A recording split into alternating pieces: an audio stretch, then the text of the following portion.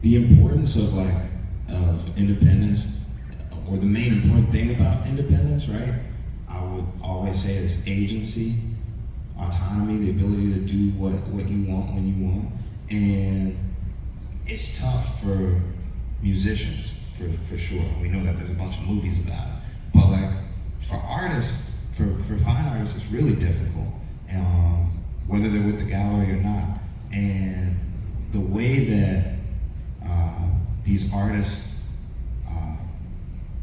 their works become commodified, or even the artists themselves become commodified, is pretty vicious. And there's a strong chance that you could live and die as a broke artist, and your pieces could end up in museums and moving around the world for tens of millions of dollars without you ever seeing anything.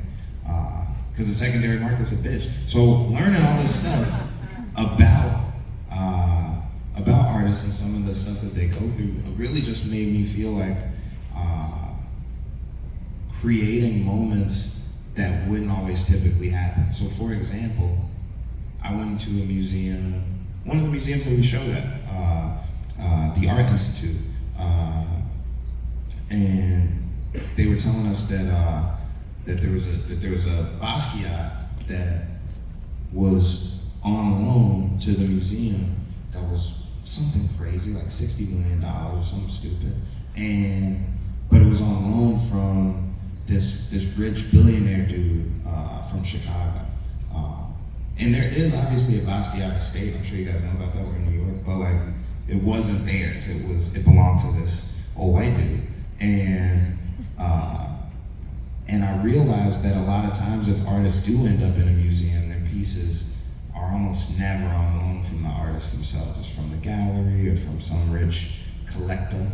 And so we just wanted to shit on that kind of, I guess. So like we just started doing a bunch of shows at these museums where these pieces, which I guess I should have explained that at the beginning, these pieces aren't owned by me. The works that get created, they're all owned by the artists who create them. But putting those pieces up on display in some of these white institutions and having them be, signed over or rented out by a black artist is just like a dope little radical move.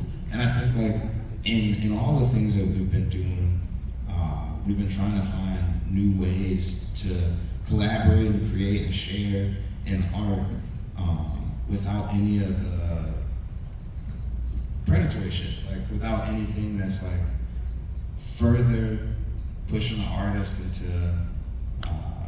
the margins. So that was my answer.